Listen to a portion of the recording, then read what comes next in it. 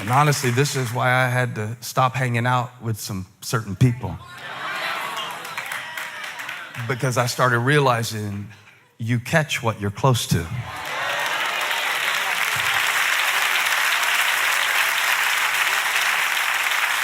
Now, if you need to take out your phone at this point in my sermon and do some surgery with that swipe left delete move, some of y'all don't need to lift your hands to have more faith. You need to swipe your thumb. Because it is your contacts. I caught something. I catch something every time I'm around them. Every time I scroll. I noticed this the other day. I get in a certain mood and I can't figure out, how was I so happy 3 minutes ago? And now, have you ever had it switch that quick? Yeah. So I started studying and I realized that before I caught a feeling, I caught a thought. Now, sometimes that thought is just me going through my feed and I will see something that won't register. Now, here's what I noticed. You don't feel it while you're scrolling. When I ate a whole bag of Oreos one Thanksgiving after I'd already eaten 3 meals, I didn't feel sick while I was eating them. My taste buds didn't tell me to stop. So I'm scrolling and I don't feel sick until after I've stopped. What I realized about myself, and maybe you're more spiritually mature than me and you can find a church where the pastor is whole, healthy, and doesn't have these issues.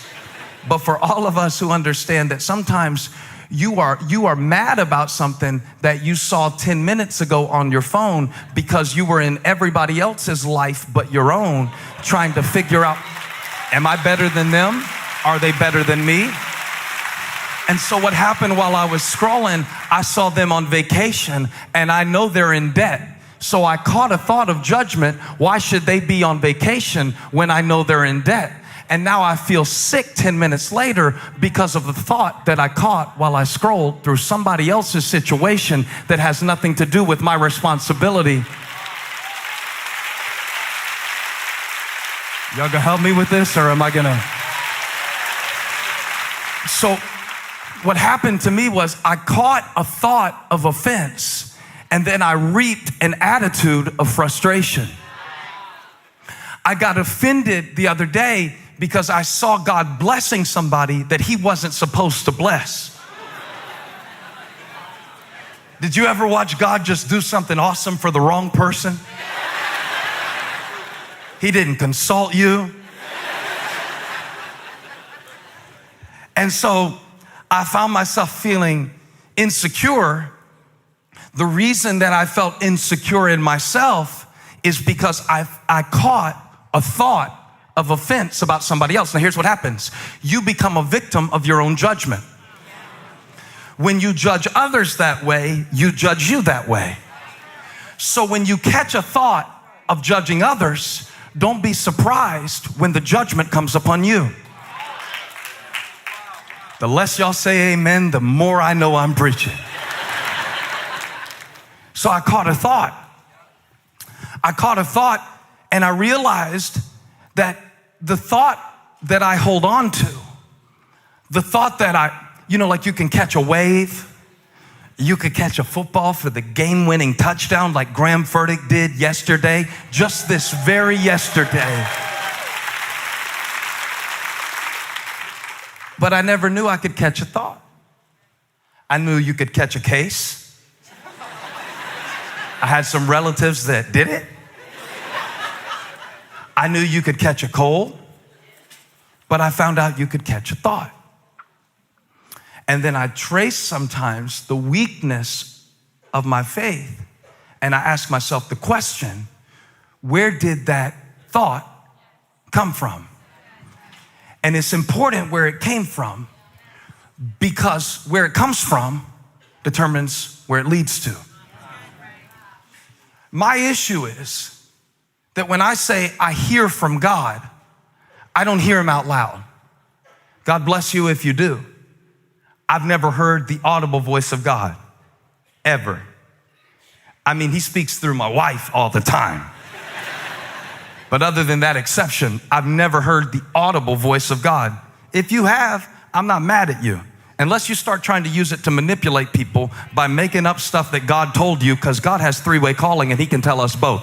So don't tell me God spoke to you something that I'm not in agreement with and try to get me to do something you want to do by saying God told you to. Especially if you say God told you to quit your job because you're just tired of dealing with frustrating people. I don't know if that's God or if you're just tired, need to get some sleep and have better attitude when you show up. I've never heard from God out loud. So, one guy asked me one time, he was like, when you say God spoke to you, how do you know? Great question. Because I don't hear God at an auditory level. So when I say God spoke, that can be misleading. You know, when Peter said, Jesus spoke to me, it was literal. Jesus was a person. He spoke to me. I was fishing one night. I hadn't caught anything. I was frustrated. And Jesus said, let down your nets in the deep for a catch. And Peter would say, at first I was frustrated because I thought, you're a carpenter, I'm a fisherman. You do your job, I'll do mine. You wanted my boat to preach from, I didn't know you were gonna try to drive it. But watch this, because you say so, I will let down the nets. Now, when he let down the nets, he caught a great number of fish. But God was showing me that before he caught the fish, he caught a...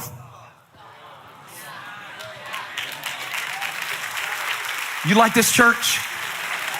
Before there was a seat, there was a thought.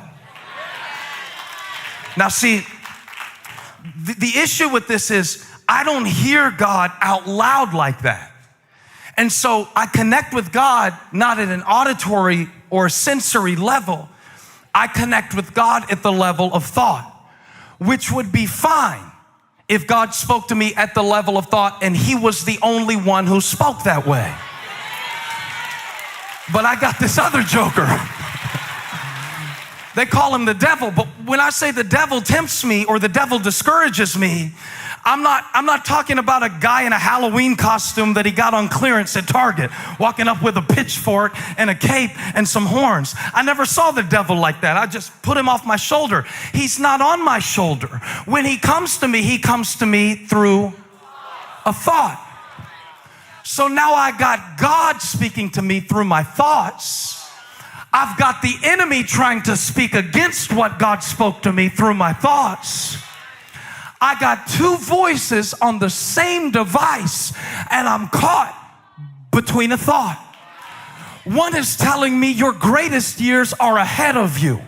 One is telling me you've already done all the good things you're gonna do. You better ride it out because it won't be much longer. One is telling me go ahead and speak it and say it and do it and step into it and believe for it. And the other one is telling me, well, you better not go too far out there. You know, if you go too far out there, you'll be embarrassed. And after all, if you climb high, they can pull you down. And I'm caught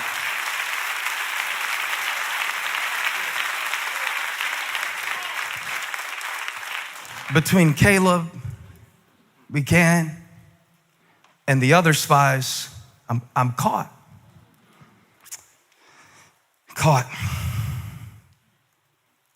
Got a thought. I got caught. I got caught by a thought. I don't know how it happened, but y'all, I got this thought that goes through my mind all the time that says it doesn't matter. Just all the time. I could be doing anything and it'll be like, it's almost, the way the thought, you know that eye roll emoji that yeah, that'll be the face of it. But the thought behind it is like, you know, who cares? Doesn't matter. You ever had that thought catch you trying to do something? Raise your hand again if you've ever had that thought. Why'd y'all raise y'all's hand so much higher the second time I asked it?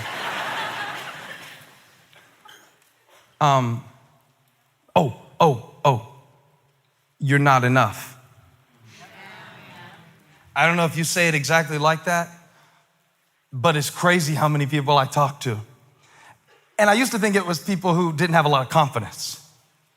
But then I realized professional athletes have this thought that I'm not enough.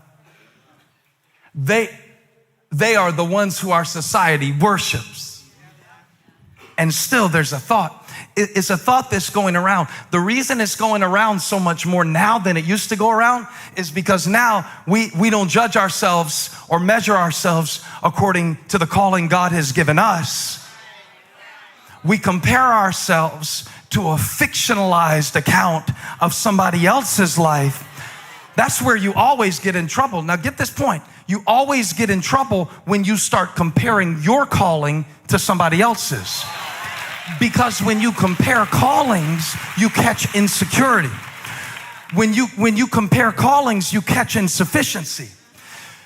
When I think I'm not enough, I'm not enough. Even the disciples, it's not enough food to go around, Jesus. You need to send them away. How many times have I sent away something that God put in my life because I caught a thought that I'm not enough?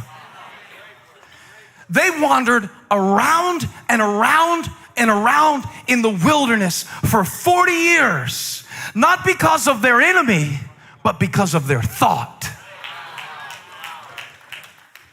And then even sometimes when things are going good, I got this thought. I don't know where it comes from. I don't think it's God. I don't think it is. It's hard to tell sometimes. Because it's not like he talks like this. I don't even know what that was. I'm glad he doesn't talk like that. That was super weird. Yeah, it's not like Morgan Freeman. It's just a thought. Come on, if God sounded like Morgan Freeman, you could do it. If he narrated your life like that, you could do it. You could make it. You would go to sleep and wake up and just be ready for the day. But it comes like a thought. Even when it's going good, it won't last. They'll leave you too. You can't count on them. Then you sabotage the gift because you're not secure in it. Because even while it's happening, you don't believe it's real. This is my thoughts. I don't know where I caught them. I had a good mom, a good dad. I mean, they weren't perfect, don't get me wrong. I wish I could trace it back to just one traumatic event. I think that would be easier. Not enough. Where'd that thought come from? I'm not sure where it comes from, but I know where it takes me. And when I look back on the seasons of my life that I was so deep in depression, oh, yeah. And I know the Bible verses. Yeah, I know them better than you. Let's have a quoting contest. Rejoice in the Lord always. I will say it again, rejoice. See my hand motions? I know the verse. Rejoice in the Lord always. And then Paul says, I will say it again, rejoice. Well, you can say it as many times as you want to, Paul. I'm sad right now, and I can't find my way out. And so now I'm fighting on the level of my feelings. But watch this. Before it became a feeling,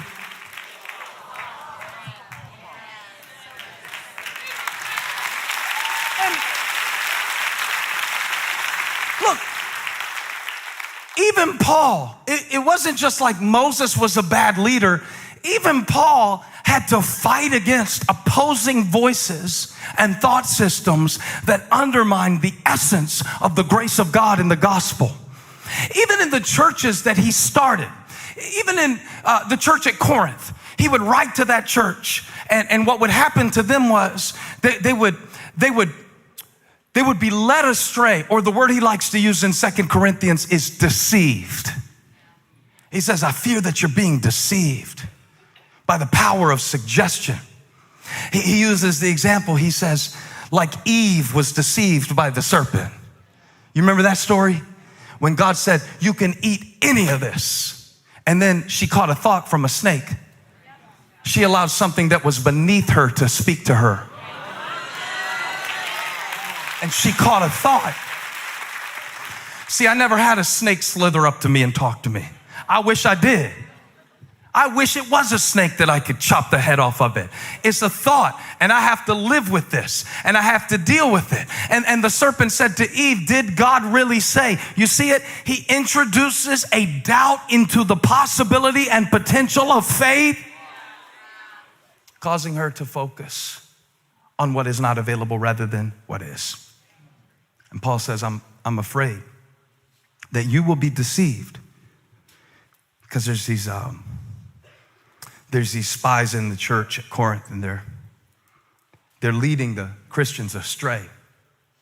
They're doing it by the power of thought. They are introducing the thought into the church that you need something other than Christ to justify you. He says, I fear that you have been led astray from your pure devotion to Christ. And pure is the right word. That's the important word. Pure.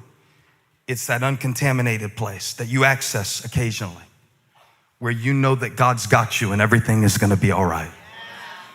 You ever just felt that and you had no reason to, and you didn't even have the facts to back it up? You ever just felt that, like, wow, I feel like I'm going to make it and God's going to do it. And I just feel, and I can't even prove it on a flow chart or anything like that. But I just, what happens is, the enemy deceives you. He can't take what God gave you. You know that, right?